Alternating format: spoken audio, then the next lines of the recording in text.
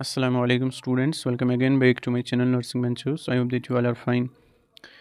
अगर कोई नया होगा चैनल पे, चैनल को सब्सक्राइब कर लेना and press the bell icon so that you can get the notification on time. और हमारा टेलीग्राम ग्रुप ज्वाइन कर लेना, उसकी लिंक आपको डिस्क्रिप्शन में मिल जाएगी, वहाँ पे आप अपने डाउट्स बता सकते हैं। और इस चैप्टर का जो क्या हम पढ़ रहे हैं कॉग्निटिव प्रोसेस, इसका पीडीएफ आपको आफ्टर कंप्लीटिंग दिस चैप्टर, ठीक है, वहाँ पे मिल जाएगा टेलीग्राम ग्रुप पे, तो ज्वाइन करके रखना। अभी इसके बाद हमें इसमें दो टॉपिक्स पढ़ने हैं, ठीक है। आज हम पढ़ेंगे दो topics, that's learning and memory, क्योंकि अगर हम एक एक करके पढ़ेंगे तो टाइम लगेगा, ठीक है। ऊपर से आपका एग्ज़ाम भी नज़दीक है, और ऐसे भी कॉलेजेस है जिन्होंने बच्चों का इंटरनल लिया, और ऐसे भी है जिन्होंने अभी तक नहीं लिया। तो बहुत सारे स्टूडेंट्स मैसेज कर रहे थे कि सर अभी जल्दी कीजिए कंप्लीट साइकोलॉजी। अभी इसमें 2-3 चैप्टर्स पेंडिंग है जो कि मैंने अपनी यूट्यूब पे अपलोड नहीं किया है। बाकी आज चैप्टर्स के पीडीएफ आपको लेक्चर्स मिल जाएंगे मेरे चैनल पे, वो देख लेना, ठीक है। और उनके पीडीएफ आपको कहाँ पे मिलेंगे? टेलीग्राम ग्रुप पे, ठीक है। आज का जो हमारा टॉपिक है दैट्स लर्निंग एंड मेमोरी। उसके बाद दो टॉपिक्स थिंकिंग एंड एप्टीट्यूड रहते हैं, ठीक है, वो हम नेक्स्ट लेक्चर में करेंगे। हो गया हमारा कॉग्निटिव प्रोसेस जो चैप्टर है, इसमें तकरीबन 12 से 15 मार्क्स आपके एग्जाम में आएंगे, एक्सटर्नल एग्जाम में, ठीक है। तो अच्छे से कर लेना इसको। और उसके बाद हम उठाएंगे soft skill, application of soft skill chapter, वो उठाएंगे, ठीक है। फिर हम ऐसे ये कंप्लीट करेंगे। उसके बाद मैं आपको इंपॉर्टेंट टॉपिक्स बताऊँगा जो कि मैं खुद पढ़ाऊँगा एनाटॉमी एंड फिजियोलॉजी में, ठीक। चलो और इसका आपका पीडीएफ आपको मिल जाएगा जब हम नेक्स्ट जो दो टॉपिक्स है, जब हम वो भी कंप्लीट करेंगे, उसके बाद मैं सारा पीडीएफ आपको इसका भेज दूंगा, ठीक है, टेलीग्राम ग्रुप पे। जो लर्निंग है इसके हम पहले डेफिनेशन देखेंगे अकॉर्डिंग टू सिलेबस में, आपको पता ही है। मैं चलता हूँ, ठीक है, डेफिनेशन, उसके बाद देखेंगे कुछ फैक्टर्स, उसके बाद टाइप्स देखेंगे इसी तरह, ठीक है। चलो हम देखेंगे इसकी डेफिनेशन, 2-3 डेफिनेशन मैंने लाई है, ठीक है। पहली जो डेफिनेशन जो दी है बोज ने, ठीक है, एक साइकोलॉजिस्ट है, उसने क्या बोला, लर्निंग क्या होती है। लर्निंग, इसने बोला कि लर्निंग एक प्रोसेस है, ठीक है, जिसमें एक इंसान जो नई मेथड्स होती है या टेक्निक्स होती है उनको डेवलप कर लेता है, ठीक है, अपने बिहेवियर में, ठीक है।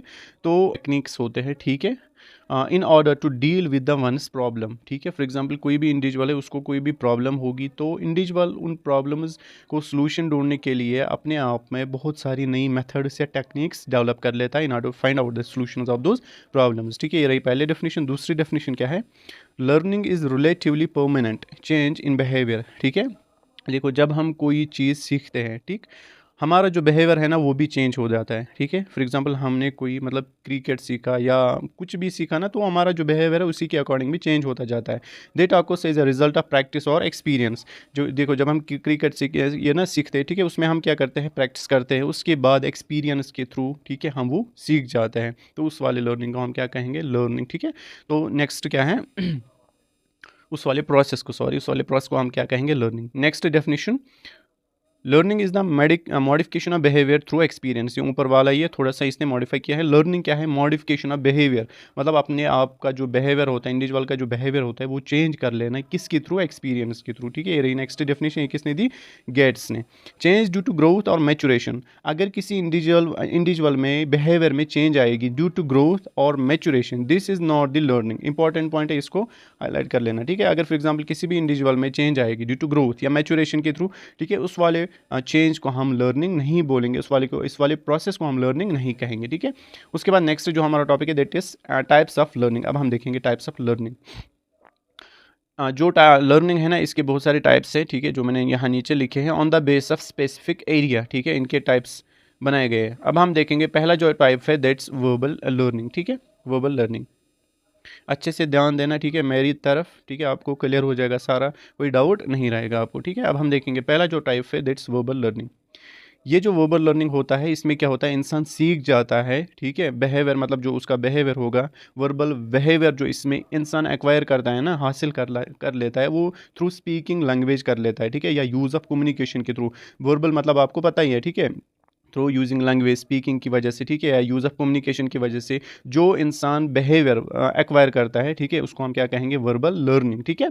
अब इसमें क्या होता है, इंसान यूज़ करते हैं कम्युनिकेशन डिवाइसेस करता है, साइंस, पिक्चर्स का यूज़ करता है, सिम्बल्स का यूज़ करता है, वर्ड्स का यूज़ करता है, फिगर्स का यूज़ करता है, साउंड्स एक्स्ट्रा, ठीक है, इन सब चीज़ों का यूज़ करके वो अपना वर्बल बिहेवियर एक्वायर करता है, ठीक है, किसके थ्रू? थ्रू वर्बल लर्निंग के थ्रू, ठीक है। It's are used by an individual, ठीक, ये रही आपकी वर्बल लर्निंग। उसके बाद नेक्स्ट टाइप जो है दैट्स मोटर लर्निंग, ठीक है।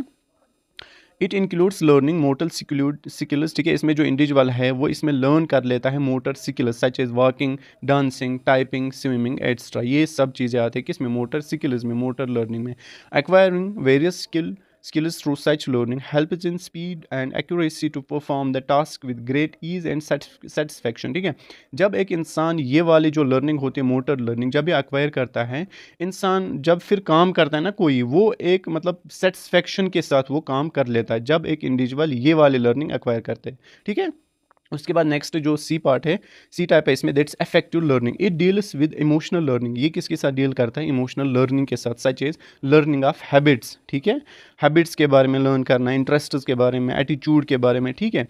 जो एंड प्रोडक्ट होता है ना इस लर्निंग का, इससे पता ये चलता है कि मतलब जो इंसान का कैरेक्टर है वो कैसा है, ठीक है। It determines the character of वनस motive power, ठीक है। इस वाली लर्निंग की वजह से इसका एंड प्रोडक्ट यही होता है, क्योंकि इसमें हम क्या करते हैं, लर्निंग एटीट्यूड्स, इंटरेस्ट, हैबिट। जब एक इंसान का एटीट्यूड लर्न हो जाएगा उसके बाद उसका कैरेक्टर भी पता चल जाएगा, ठीक है। उसके बाद नेक्स्ट जो डी पार्ट है इसमें, मतलब नेक्स्ट टाइप कॉग्निटिव लर्निंग।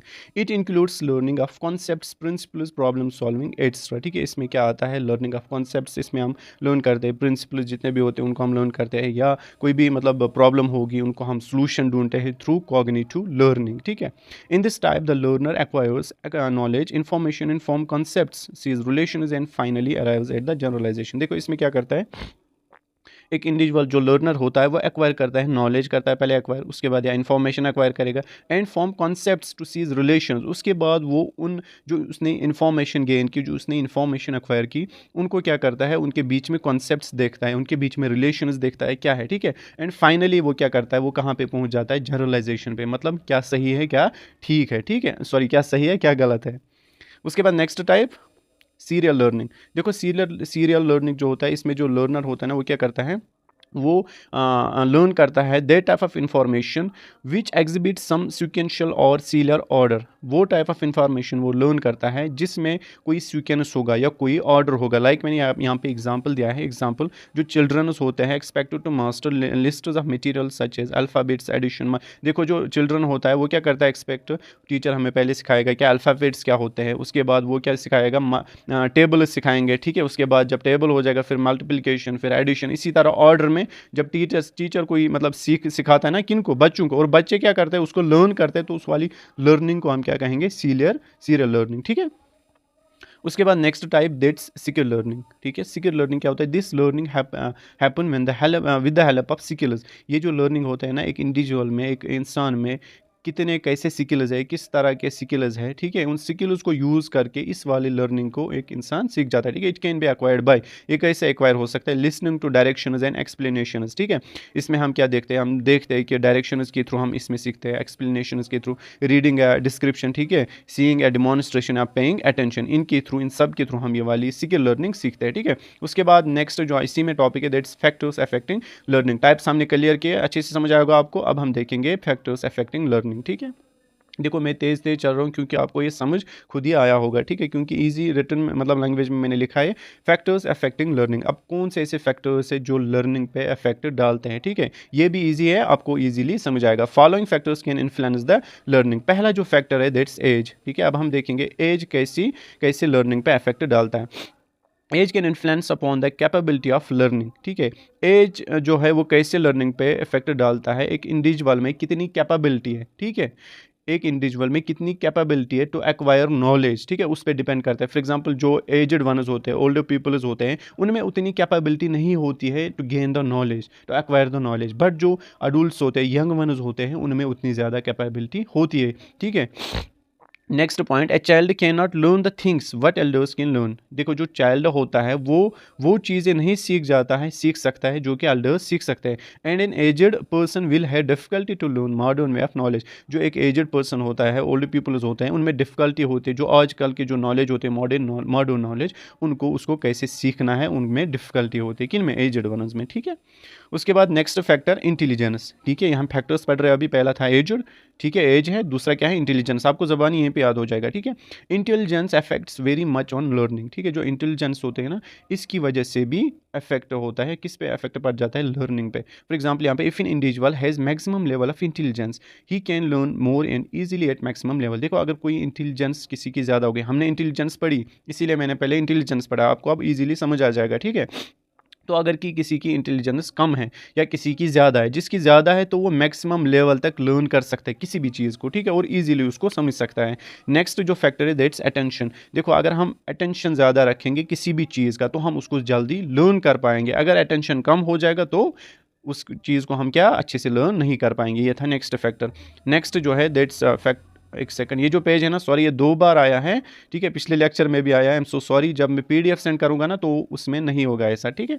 तो हम नेक्स्ट हम देखेंगे, ठीक है। D next factor that's interest and motivation.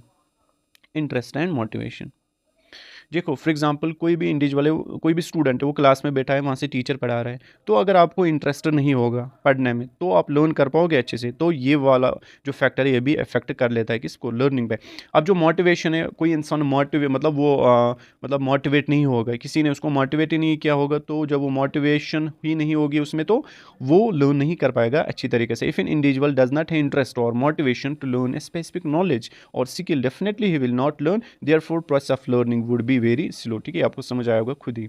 Next जो है that's E next factor mental and physical health. अगर किसी का मेंटल या फिजिकल हेल्थ अच्छा होगा तो वो लर्न भी अच्छे से कर पाता है। फॉर एग्जांपल कोई फैटिग है, थका हुआ होता है, तो वो फिर मतलब बोर होता है, जब वो पढ़ता है ना वो बोर हो जाता है, लर्न नहीं कर पाता अच्छे से। तो ये जो 2 फैक्टर्स है मेंटल एंड फिजिकल हेल्थ, ये भी अफेक्ट कर पाते हैं, इस पर लर्निंग पे अफेक्ट डालते हैं। If an individual does not have sound mental और फिजिकल हेल्थ मतलब अच्छा, ठीक है, he can not fulfil the demands of the process of learning due to his weak mental and physical capabilities, ठीक है। नेक्स्ट जो है दैट्स फैटिग एंड रेस्ट, जो मतलब इंसान थका हुआ होता है, ठीक है, या रेस्ट ज़्यादा लेता है ना वो बोर हो जाते हैं फिर पढ़ने में, ठीक है। If an individual is full tired he can not pay full attention to learn something, ठीक है, अगर कोई फुल टायर्ड है, फुली टायर्ड है, बहुत थका हुआ होता है, तो वो फुल्ली अटेंशन के साथ नहीं पढ़ सकता है, तो लर्निंग पे इफेक्ट पड़ सकता है, ठीक है। नेक्स्ट जो इसी में टॉपिक है दैट्स प्रोसेस ऑफ लर्निंग, ये भी आपकी सिलेबस में है, ठीक है, process of learning. The elements of learning process और इज फॉलो, नीचे दिए गए कुछ एलिमेंट्स है जो कि लर्निंग प्रोसेस में आते हैं, ठीक है, यही हम पढ़ेंगे। पहला जो है दैट्स गोल, मतलब प्रोसेस ऑफ लर्निंग, हम जो लर्निंग हम करते हैं ना उसकी क्या प्रोसेस है, पहले इंसान को एक गोल होना चाहिए, ठीक है, ये पहला स्टेप है। पहला क्या होना चाहिए कि इंसान को गोल होना चाहिए, ठीक है, मुझे क्या करना है, कैसे करना है, कैसे हमें लर्न करना है, ये गोल होता है। Desired outcome set by an individual, मतलब एक गोल होता है जो कि एक इंडिविजुअल ने सेट किया होता है, डिजायर्ड, ठीक है, ये ना गोल होना चाहिए कि इंडिविजुअल को पहले। उसके बाद स्टूमुलस, मतलब जब एक इंसान को स्टूमुलस वहाँ से मिलेगा तभी तो यहाँ से रिएक्ट करेगा ना। फॉर एग्जाम्पल हमने एक इंडिविजुअल को बुक दिया एज ए स्टूमुलस या कोई टीचर दिया एज ए स्टूमुलस, जब टीचर पढ़ाएगा उसको तभी तो वो सीख पाएगा कुछ, ठीक है, या जब वो बुक पढ़ेगा तभी तो वो सीख पाएगा कुछ, तो इसीलिए स्टूमुलस नेक्स्ट स्टेप है इसका। The response is produced by the type of stimuli, ठीक है, जितना मतलब अच्छा स्टूमुलाई होगा उतना ही हमारा रेस्पॉन्स भी होगा, ठीक है। नेक्स्ट जो है इसमें परसेप्शन, ये मैंने आपको पढ़ाया, the person learns things by visual और ऑडिटरी लर्निंग, ये मैंने आपको पढ़ाया, आपको समझ आया होगा खुद ही, ठीक है। डी जो है दैट्स रेस्पॉन्स, हमारा रेस्पॉन्स में भी नेगेटिव, हमारा रेस्पॉन्स नेगेटिव हो सकता है, पॉजिटिव और न्यूट्रल रेस्पॉन्स, ठीक है। फॉर एग्जाम्पल नेगेटिव कब होगा, जब हमें समझ नहीं आएगा, टीचर ने हमें पढ़ाया, ठीक है, हमने लर्न किया उसको, बट जब टीचर ने फीडबैक मांगा हमारा जो रेस्पॉन्स वो नेगेटिव था, मतलब हमें जवाब ही नहीं निकला। पॉजिटिव कब होगा, जब हमें जवाब अच्छे से निकलेगा। न्यूट्रल कब होगा, जब हम चुप बैठेंगे, है ना, ये बता देना कमेंट सेक्शन में न्यूट्रल रेस्पॉन्स कब होता है। देखो नेगेटिव होगा आई थिंक मेरे हिसाब से कि जब हम गलत जवाब देंगे, ठीक है, तो उसका कहते हैं नेगेटिव रेस्पॉन्स। जब हम सही जवाब देंगे तो पॉजिटिव, जब हम चुप बैठेंगे तो न्यूट्रल रेस्पॉन्स, ठीक है। अब बता देना कमेंट सेक्शन में, मुझे भी इसमें थोड़ा सा डाउट है। नेक्स्ट जो फैक्टर है दैट्स इंटीग्रेशन, ठीक है, integration association of new behaviour with previously learned behaviours is related to transfer of learning, ठीक है। इसमें क्या होता है, जो प्रीवियसली हमने कुछ सीखा है उसको एसोसिएट करना है किसके साथ, न्यू बिहेवियर के साथ, ठीक है। जो हमने कुछ मतलब पीछे सीखा है उसको रिलेट करना है जो हम नए सीख रहे हैं, ठीक है, उसकी वजह से जो लर्निंग है ना वो उस पर भी इफेक्ट पड़ जाता है, मतलब इसकी वजह से ट्रांसफर ऑफ लर्निंग हो सकता है, ठीक। उसके बाद ये हो गया, हमें हमारा जो प्रोसेस ऑफ लर्निंग हो गया खत्म, और लर्निंग टॉपिक जो था वो भी हो गया खत्म। अब हम नेक्स्ट जो हमें टॉपिक पढ़ना है दैट्स मेमोरी, ठीक है, मैंने आपको बोला था दो टॉपिक हम इस लेक्चर में पढ़ेंगे, that's learning and memory. Learning हो गया खत्म, अब हम देखेंगे मेमोरी, ठीक है। सेम हम इसमें देखेंगे पहले डेफिनेशंस, ठीक है, 2-3 definitions. Memory consists of learning, retain and remembering what has previously been learn, ठीक है। मेमोरी क्या होता है इसमें हम पहले लर्न करते हैं, ठीक है। जब हमने कुछ लर्न किया उसके बाद रिटेन, मतलब हमारे दिमाग में हमने उसको रिटेन किया, उसके बाद रिमेंबरिंग, ठीक है। रिमेंबर कैसे करना है, जो कि हमने पहले लर्न किया था, ठीक है, उसको हमें रिमेंबर करना है, तो इस वाले प्रोसेस को हम क्या कहेंगे, मेमोरी, ठीक है। मतलब इस वाली चीज, मतलब जो हमने पहले सीखा उसके बाद रिटेन किया अपने ब्रेन में, उसके बाद रिमेंबर किया, ठीक है, इसको हम क्या कहते हैं, memory. Next definition, memory is defined as the ability of an organism to register new information, retain it, and subsequently retrieve the information either completely or partially as and when needed। देखो इसका मतलब ये कि जब एक इसको जो memory होती है इसको हम ऐसे डिफाइन कर सकते हैं, ये एबिलिटी होती है एक ऑर्गेनिज्म की, एक इंडिविजुअल की, ठीक है। जो इन्फॉर्मेशन होती है, कोई भी नई इन्फॉर्मेशन होती है उसको रजिस्टर करना, मतलब उसको लर्न करना अपने दिमाग में, ठीक है। उसके बाद रिटेन रखना अपने दिमाग में, उसके बाद जब भी ज़रूरत पड़ेगा, ठीक है, उसको यूज़ करने का, तो वो या तो कम्प्लीटली या पार्शली उसको रिट्रीव करेगा, मतलब रिमेंबर करेगा, रिकॉल करेगा, ठीक है। तो इस वाले को हम क्या कहेंगे, मेमोरी, ठीक है, इसको हम मेमोरी कहते हैं। अब हम देखेंगे nature of memory. Nature of memory, nature of, जब भी आपको कोई क्वेश्चन आएगा ना एग्जाम में, मतलब जब फाइनल एग्जाम होगा, nature of society, nature of socialization, nature of कुछ भी आएगा ना, तो उसका मतलब है कैरेक्टरिस्टिक्स, वो बोल रहा है, ठीक है। तो इसीलिए नेचर का मतलब होता है कैरेक्टरिस्टिक्स, कैरेक्टरिस्टिक फीचर्स, वहाँ पे लिख लेना। Following are the fundamental correct, इसीलिए मैंने यहाँ पे कैरेक्टरिस्टिक ऑफ मेमोरी प्रोसेस, ठीक है, नीचे दिए गए कुछ कैरेक्टरिस्टिक प्रोसेस है, ठीक है, नीचे दिए गए। तो नेचर का मतलब यही होता है कैरेक्टरिस्टिक फीचर्स। पहला जो है दैट्स मेमोरी इन्वॉल्व्स इनपुट, मतलब फॉर एग्जांपल हमें कुछ याद रखना है, जो हमें याद रखना है पहले हमें वो लर्न करना है ना, तो हमारे दिमाग को कुछ इनपुट देना है, तभी तो वो फिर 2 दिन 3 दिन 1 साल 2 साल के बाद आउटपुट देगा, जब हमें याद होगा तभी तो आउटपुट मिलेगा, ठीक है।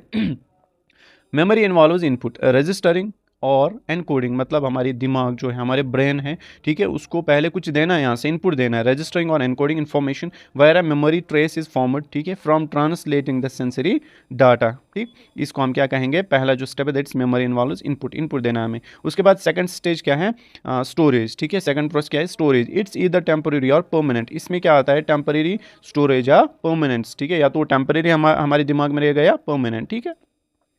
उसके बाद नेक्स्ट ये कुछ 3 ही इसमें है, यही लिख लेना आप, आउटपुट, ठीक है। इट इन्वॉल्व्स रिट्रीवल, मतलब जो हमने अपने दिमाग में रखा है, जो टेम्परेरी या परमानेंट होगा उसको रिकॉल कर लेना, रिट्रीव मतलब रिकॉल कर लेना, रिमेंबर कर लेना। Memory would be useless unless they could be retrieved, जो मेमोरी होते हैं ना वो यूजलेस होगी तब तक, कब तक होगी यूजलेस, जब तक हम उसको रिकॉल ना करें, रिमेंबर ना करें, ठीक है। अब ये प्रोसेस है, ठीक है, पहले इन्फॉर्मेशन, ठीक है, हमने गेन किया, हमारे ब्रेन ने इन्फॉर्मेशन उसको उसने लर्न किया अच्छी तरीके से, ठीक है। उसके बाद क्या हुआ, इमीडिएट मेमोरी और sensory memory forgetting with in 1 second. देखो, या तो पहले हम जो हमारी मेमोरी जो होती है ना दैट्स इमीडिएट मेमोरी या सेंसरी मेमोरी, ठीक है। इमीडिएट को ही दूसरा नाम सेंसरी मेमोरी कहते हैं। देखो यहाँ पे एग्जाम में ये भी आ सकता है क्वेश्चन, बट आपके सिलेबस में नहीं है, टाइप्स ऑफ मेमोरी आ सकता है। चांसेस है, ये याद रख लेना, मैंने यहीं पे टाइप्स लिखे हैं, वहाँ पे 2 मार्क्स आएगा ये, अगर टाइप्स ऑफ मेमोरी आएगा ना, ठीक है, 2 मार्क्स का आएगा, तो जितना मैंने यहाँ पे लिखा है उतना काफ़ी है, ठीक है। यही यही लिखना है, पहले इंसान ने गेन की क्या इन्फॉर्मेशन, ठीक है, उसने लर्न किया। उसके बाद क्या होता है, जो ये इन्फॉर्मेशन होती है ये किस में से होती है, इमीडिएट मेमोरी में या सेंसरी मेमोरी में, और जो ये मेमोरी होती है ना ये भूल जाती है इंसान को विद इन 1 सेकेंड, मतलब बहुत कम टाइम तक रहती है, ठीक है। उसके बाद नेक्स्ट जब इंसान को इस वाले मेमोरी में होगा, उसके बाद ये कहाँ चली जाती है, translated into the short term memory. ये टाइप से पहला क्या है, इमीडिएट मेमोरी, दूसरा क्या है, शॉर्ट टर्म मेमोरी, तीसरा टाइप क्या है, लॉन्ग टर्म मेमोरी, याद रख लेना। शॉर्ट टर्म मेमोरी जो है ये कितनी देर तक रहती है, ये इंसान को भूल सकता है 20 to 30 सेकेंड्स, ठीक है। उसके बाद ये कहाँ पे चली जाती है, अगर भूलेंगे तो कहाँ पे चला गया, इस वाली, ठीक है, किसमें, लॉन्ग टर्म मेमोरी में। जो ये मेमोरी दैट स्टोर्स इंफॉर्मेशन, ये वो मेमोरी है जो कि स्टोर रखती है इंफॉर्मेशन, ठीक है, on A relatively permanent basis, ठीक है, इस बेसिस पे ये स्टोर रखती है मेमोरी, ठीक है। कौन सी वाली, लॉन्ग टर्म मेमोरी। ये रही आपके टाइप्स ऑफ मेमोरी, और नेचर में भी यही लिख लेना, ठीक है, यही सारा यहाँ तक। 3 स्टेज मॉडल मेमोरी, ये था 3 स्टेज मॉडल, ठीक है, इंपॉर्टेंट है। नेक्स्ट इसी में टॉपिक है दैट्स फैक्टर्स इन्फ्लुएंसिंग मेमोरी। जिस तरह हमने फैक्टर्स पढ़े इन्फ्लुएंसिंग लर्निंग, इसी तरह फैक्टर्स इन्फ्लुएंसिंग मेमोरी इंपॉर्टेंट है, ठीक है। Memory refers to process of remembering. आपको पता है the factors which influence memory are divided into extrinsic factors and intrinsic factors. वो factors जो memory पे influence डालते हैं उनको हमें divide किया गया किसमें, एक तो extrinsic factors और intrinsic factors. पहले हम देखेंगे अब extrinsic factors, ठीक है। जो extrinsic factors है इसमें पहले आता है meaningfulness of material to be memorized, ठीक है। इसका मतलब क्या है कि यह हम देखेंगे अब, ठीक है। व्हाट्स यूज़फुल, देखो पहले हमारा जो दिमाग है, हमारा जो ब्रेन है, वो जब किसी भी चीज़ को लर्न करेगा, किसी भी चीज़ को मेमोरी मतलब किसी भी चीज़ को उसको याद रखना है, रिमेंबर रखना है, तो पहले देखना है कि क्या इसमें यूज़फुल है। अगर कोई यूज़फुल नहीं है तो उसको छोड़ देना है, ठीक है। व्हाट्स यूज़फुल, मीनिंगफुल जो होगा, ठीक है, एंड सूट्स द नीड्स, जो कि सूट करता है, जो हमारी ज़रूरियात होंगे उसके लिए यूज़फुल होगा, ठीक है। वो हमें क्या करना है, मेमोराइज करना है। Motives and purposes of an individual can be learned properly, retained for a long time and may be reproduced easily, ठीक है। ये पहला था, ठीक है। Next, similarly the material in the form of sentences, ये जो पहला जो था ना, words use in a meaningful, ठीक है, इसी के साथ है ये वाला पॉइंट भी। Similarly the material in the form of sentences, paragraphs और लॉन्गर पैसेजेस और sequence in the form of any actions can only B effectively managed and memorised, ठीक है। उसके बाद नेक्स्ट जो है इसी में बी, ठीक है। Next factor, amount of material to be memorized, ठीक है। अगर ज़्यादा मटेरियल होगा ना मेमोराइज करना, तो उसको थोड़ा सा वो इफेक्ट कर सकता है। देखो यहाँ पे, success in the task of effective memorization depends to a great extend upon the size and quantity of the material to be memorized, ठीक है। जितना मतलब कितना क्वांटिटी हमें मेमोराइज रखना है, ठीक है। अगर ज़्यादा होगा तो इफेक्ट पड़ सकता है मेमोरी पे, अगर कम रखना हो जल्दी हो जाएगा याद, तो इफेक्ट उतना नहीं पड़ेगा, ठीक है। If the amount of material under memorization falls within the reasonable limit of an individual's memory, satisfactory result can be achieved. देखो, अगर amount of material जितना हमें memorize करना होगा, अगर वो fall कर रहा होगा जितना इंसान कर सकता है ना, ठीक है, उसमें विद इन दिस लिमिट अगर वो फॉल कर रहा है, तो इंसान अच्छी तरीके से उसको मेमोराइज कर सकता है। जो रिजल्ट होगा वो सेटिस्फैक्ट्री होगा, इंसान एक सेटिस्फैक्ट्री रिजल्ट अचीव कर पाएगा उसमें, ठीक है। अगर the greater the amount of the greater the efforts in memorization it needs and the greater possibility of failure in terms of retention and learning, ठीक है। जितना ज़्यादा होगा, ये आपको ये वाइस वर्सा, ठीक है, आपको समझ आया होगा, ठीक है। उसके बाद next factor, that's time required to vocalize responses, मतलब टाइम रिक्वायर्ड, फॉर एग्जांपल कोई मतलब ज़्यादा है, ठीक है, बहुत ही लंबा पैराग्राफ है, उसको हमें मेमोराइज करना है, बट यहाँ से टाइम कम है, ठीक है। लाइक कि एग्जाम में नहीं, मतलब आपको एग्जामिनर ने टाइम दिया है, इस वाले क्वेश्चन को इतने टाइम में याद करो, ठीक है। तो अगर टाइम कम है, वहाँ से पैराग्राफ ज़्यादा है, तो उसकी वजह से इफेक्ट पड़ सकता है, यही बोल रहा है टाइम, ठीक है। उसके बाद next factor, that's distraction, greater the destruction present in the situation the poor would be the performance from the individual. देखो, आप क्लास में पढ़ रहे हो और घर जाके आप कमरे में पढ़ोगे, ठीक है, तो कहाँ पे आप ज़्यादा अच्छे से मेमोरी कर सकते हो, मेमोराइज कर पाओगे, ठीक है, कमरे में, क्योंकि वहाँ पे कोई नहीं है, कोई डिस्ट्रक्शन नहीं है। बाहर जो क्लास में होंगे बहुत सारे स्टूडेंट्स, वहाँ पे आप अच्छे से नहीं पढ़ पाओगे, ठीक है। नेक्स्ट फैक्टर, हाँ, ये हो गया एक्सट्रिंसिक फैक्टर्स, अब है इंट्रिंसिक फैक्टर्स, ठीक है। ये वाले इंपॉर्टेंट है, अच्छे से कर लेना, याद रख लेना। एज ऑफ द इंडिविजुअल, देखो मैंने आपको बोला जो बूढ़ा होता है, ओल्ड वनस होते हैं, वो अच्छी तरीके से मेमोराइज नहीं कर पाते। This is a factor which definitely affects memory span. Investigations claim, जो इन्वेस्टिगेशंस की गई है, that memory span increases between the 16 and 26 years level. जो मेमोरी होती है ना, मेमोरी स्पान मतलब याद रखने की क्षमता, वो कहाँ तक बढ़ जाती है, फ्रॉम 16 ईयर्स टू 26, ठीक है। Youngsters can remember better than the aged, ये आपको पता ही है, ठीक है। बी, मैच्योरिटी कैसे, very young children can not retain and remember complex material. जो यंग चिल्ड्रंस होते हैं, ठीक है, very young childrens can not retain and remember complex material, क्योंकि उनमें मैच्योरिटी उतनी नहीं होती है। नेक्स्ट इसी में अटेंशन एंड इंटरेस्ट, ये मैंने आपको अभी पढ़ाया वहाँ पे लर्निंग पे, interest as well as and attention is essential for learning and memorization, ठीक है। ये सारे मतलब एक दूसरे के साथ लिंक्ड है, अगर आप अच्छे से पढ़ पाओगे ना, तो आपको इसमें कोई क्वेश्चन नहीं छूटेगा एग्जाम में, क्योंकि सभी रिलेटेड है। इंटेलिजेंस, देखो वहाँ भी पढ़ा, यहाँ भी, more intelligent person will have better memory than a less intelligent person, ये भी आपको खुद ही समझ आएगा, ठीक है, मुझे पता है, इसलिए मैं तेज चल रहा हूँ। Next factor, rest and sleep, ठीक है, advocate sleep and rest helps to relieve fatigue and monotony. देखो यहाँ पे क्या होता है, अगर आप कॉलेज से आओगे, ठीक है, कॉलेज से अगर आप फिर मतलब पढ़ने लगोगे, फिर से कॉलेज से आते ही, तो आप मेमोराइज अच्छे से नहीं कर पाओगे। जब आप रेस्ट दोगे पहले या शाम को अगर आप नहीं सोओगे, ठीक है, तो आप मतलब ये मेमोराइज अच्छे से, लर्न अच्छे से नहीं कर पाओगे। जितना आप रेस्ट एंड स्लीप दोगे खुद को, उतना आप अच्छे से फिर पढ़ पाओगे, मेमोराइज कर पाओगे। A mind which is fresh is naturally able to learn more and retain it for a longer period than a mind which is dull and fatigued. ये आपको समझ आएगा खुद ही, ठीक है। Next factor medical conditions, major causes for memory loss और contributed by medical conditions and eating habits. देखो जो मेजर काजेज होते हैं ना मेमोरी लॉस के, ये होते हैं मतलब जो मेडिकल कंडीशंस, ठीक है, मतलब किसी को प्रॉब्लम होगी, कोई डिजीज़ होगी, ब्रेन ट्यूमर होगा, वो हम अभी देखेंगे, या कोई ड्रग्स कर रहा है, ठीक है, उसकी वजह से अल्कोहल कंजप्शन कर रहा है, ठीक है, उसकी वजह से, या ईटिंग हैबिट्स, ठीक है, उसकी वजह से भी जो मेमोरी है उस पर इफेक्ट पड़ सकता है, मेमोरी लॉस भी हो सकता है। Next factor high blood pressure. देखो हाई ब्लड प्रेशर की वजह से कैसे होता है, देखो जब हाई ब्लड प्रेशर होता है, जो हमारे आर्टरीज होती है वो हार्ड होती है, ठीक है, उसकी वजह से ब्लड सप्लाई कम पहुंच सकता है, कहाँ तक, ब्रेन तक। जब ब्रेन तक कम ब्लड सप्लाई पहुंचेगा तो ब्रेन फंक्शन वर्क नहीं करेगा अच्छे से, क्योंकि न्यूट्रिएंट्स नहीं मिलेंगे अच्छे से। ब्लड जब, क्योंकि ब्लड के ही थ्रू क्या पहुंचते हैं, न्यूट्रिएंट्स सारा कुछ, ठीक है, तो जब ब्लड कम हो जाएगा तो जो ब्रेन है वो फंक्शन अच्छे से नहीं कर पाएगा, मेमोराइज अच्छे से नहीं कर पाएगा एक इंडिविजुअल, ठीक है। जब मेमोराइज ही नहीं करेगा तो हाई ब्लड प्रेशर की वजह से भी ये इफेक्ट कर सकता है, ठीक है। और अगर ब्रेन तक मतलब अच्छे से सफिशिएंट अमाउंट ऑफ ऑक्सीजन है ना, ब्लड नहीं पहुंचा ना ब्रेन तक, तो स्ट्रोक भी आ सकता है, ठीक है। आपको पता है स्ट्रोक क्या होता है, जब एक इंडिविजुअल के ब्रेन तक पार्शली या कंप्लीटली ब्लॉकेज ऑफ ब्लड हो जाएगा, ठीक है, तो ब्रेन को अच्छे से ब्लड नहीं पहुंचता है तो स्ट्रोक आ सकता है वहाँ पे, ठीक है। यहाँ पे मैंने ये सारा लिखा है जो मैंने अभी तक बोला। Next hypothyroidism, this is a condition caused when not enough thyroid hormone is produce, ठीक है, जब थायराइड हार्मोन प्रोड्यूस नहीं होगा अच्छे से तो उसको हम क्या कहेंगे, हाइपो मतलब कम थायराइडिज्म, ठीक है। The most common symptoms of memory loss is hypothyroidism, ठीक है। ये मुझे कमेंट में बता देना, मैं आपको नहीं बता रहा हूँ अभी कैसे होता है, अगर आप कमेंट में बताओगे ना तो उसको मैं लाइक कर लूँगा, ठीक है, उसकी कमेंट को।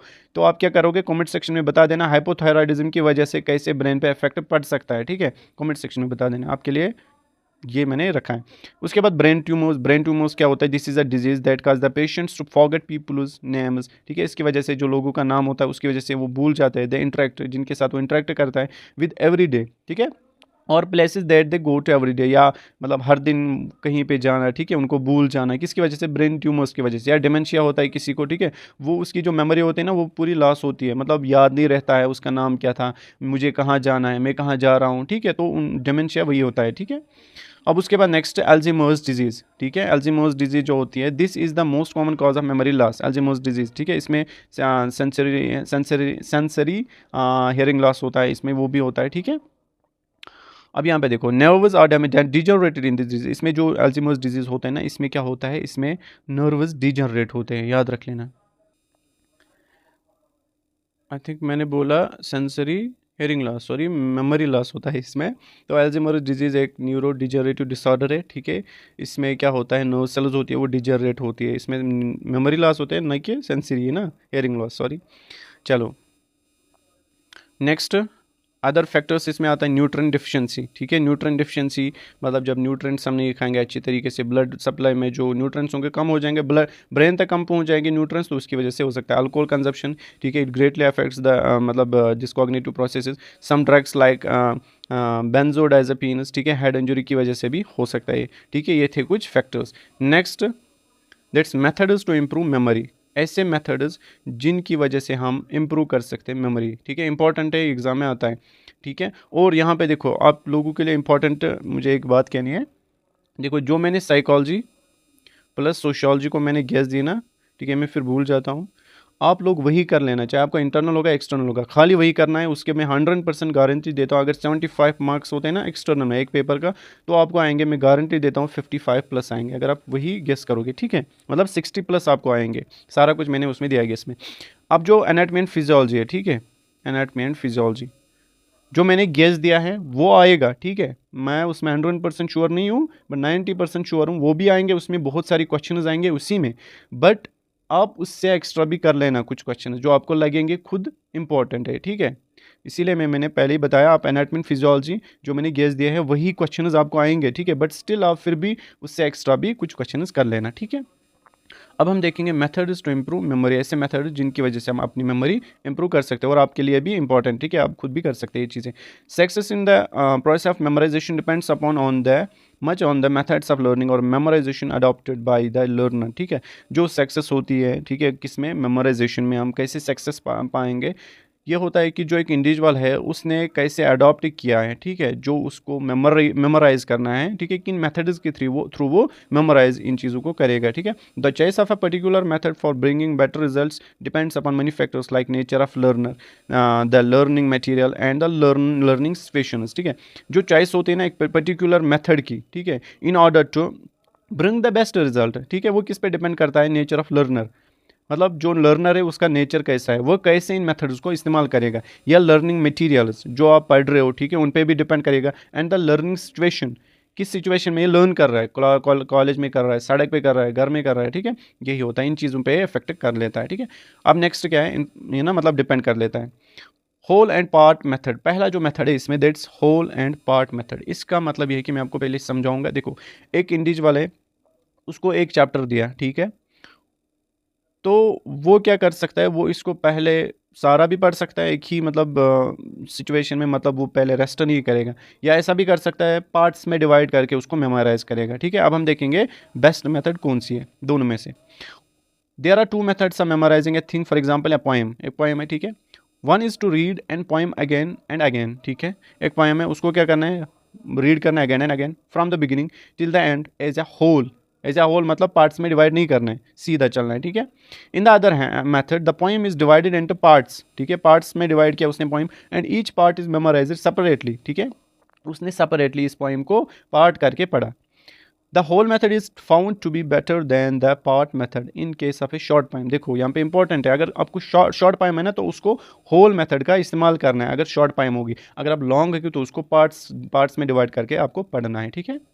Next method that space and unspaced method.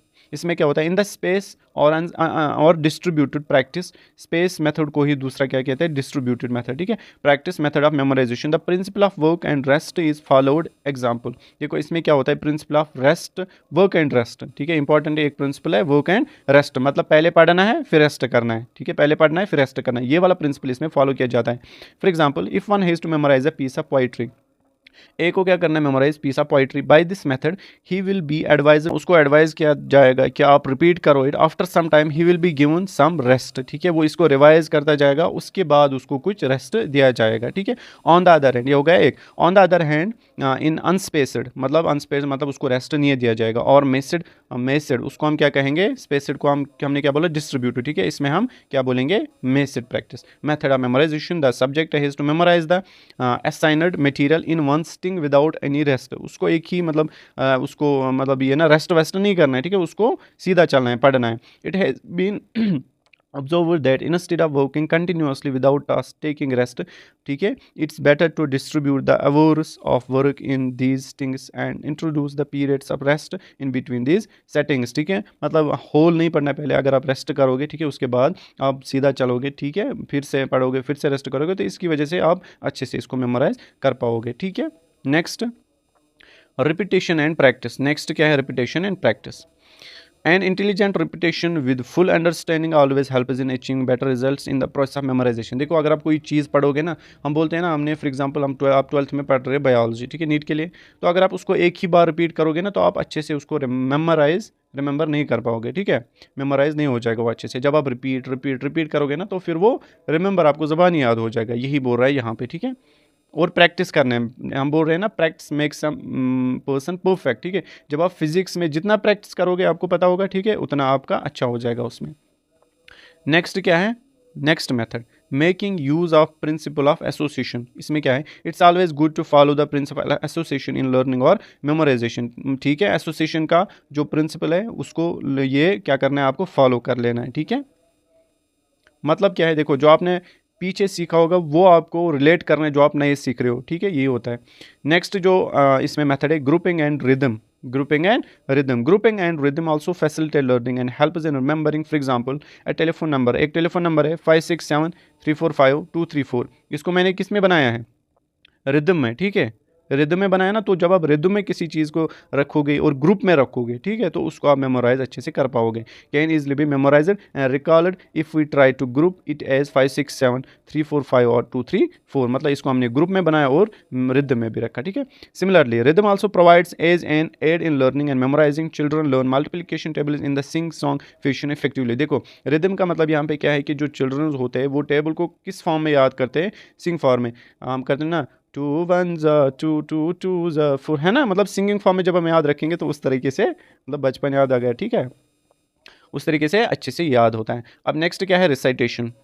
Recitation मतलब क्या होता है, after reading a lesson a few times the student must try to review the whole thing without the help of a book. देखो क्या होता है recitation, आपने कोई चैप्टर पढ़ा, उसके बाद आपको बुक बंद करनी है और आंखें भी बंद करनी है, ठीक है, और उसके बाद उसको खुद से पढ़ना है, उसको हम क्या कहेंगे, रिसाइटेशन। उसकी वजह से मेमोरी अच्छी हो जाती है, ठीक है। This method is referred to as self recitation, मतलब खुद के साथ पढ़ना। Several studies have shown that self recitation is a more economical use of one study, ठीक है। नेक्स्ट जो है 7th वाला जो मेथड है, दैट्स फनल अप्रोच। इसमें क्या करना है, the funnel approach means learning general concepts before moving on to specific details. देखो ये आपको भी पता है, जब हम कोई चैप्टर उठाते हैं ना, मतलब हम बोल रहे हैं सर को, सर पहले बेसिक पढ़ाइए, उसके बाद हम बाकी खुद पढ़ेंगे। देखो आपने मतलब आप लोग एनकाउंटर करो पहली बार सोशियोलॉजी और साइकोलॉजी, जब आपको थोड़ा सा इसका बेसिक पता चलेगा ना, इसमें क्या है, क्या पढ़ना है, क्या नहीं पढ़ना है, ठीक है, तो बाकी आप खुद भी लिख सकते हो, ठीक है। इसी को हम कहेंगे फनल अप्रोच। पहले बेसिक पढ़ो, उसके बाद जो स्पेसिफिक वाला है वो खुद आपको समझ आएगा। When we understand the general concepts first, the details make more sense, ठीक है।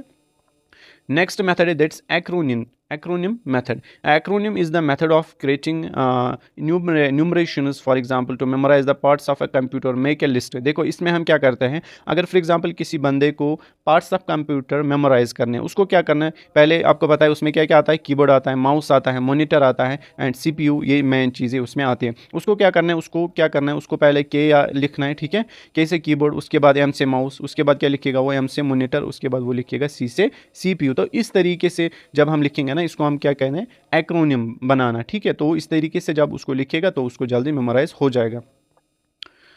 तो make an acronym from that pick, ठीक है, वो ये बनाए के एम सी, ये मैंने आपको बोला। नेक्स्ट क्या है, निमोनिक्स बनाना, ठीक है। निमोनिक्स मतलब फॉर एग्जांपल हमारा जो पीरियडिक टेबल है, मैं आपको अपने तरीके से बताऊंगा मैंने किस तरह याद किया था। देखो निमोनिक्स बनाना, फॉर एग्जांपल आपको हाइड्रोजन से जिनान तक, ये atomic number 1 and atomic number 50, atomic number 1 to atomic number 56, that's hydrogen to xenon, ठीक है। ये आप याद, मैंने पूरा ऐसे याद रखा था, बट मैं अभी ये पढ़ूंगा 56 तक मैं करूंगा, आप देख लेना जो सेकंड से वो कितने आएंगे यहाँ तक, ठीक है। आप सेकंड्स काउंट कर लेना, ठीक है। I am starting highly B B C N अपनी नाम में गलसा पीएस कलर के का सिक्टा विकर मनफी कुनी क्यू जिंगागी ऐसी बरसर अब सर्वाइजर ना मोटी क्रूरा पड़ अक्सर इंसान साप्टी आई जी हो गए ना जी। तो 56 तक मैंने पढ़ा, आपको पता ही नहीं होगा, ठीक है। तो चलो मुझे पूरा ऐसे याद था, बट मैंने 56 तक आपको सुनाया, ठीक। तो यार हमारा चैप्टर ये हो गया ख़त्म। अब इंशाल्लाह हम पढ़ेंगे इसका जो नेक्स्ट टॉपिक है, ठीक है, वो हम कंप्लीट करेंगे, फिर मैं आपको इसका PDF भेज दूंगा। मिलते हैं नेक्स्ट वीडियो में, तब तक के लिए अल्लाह हाफिज़।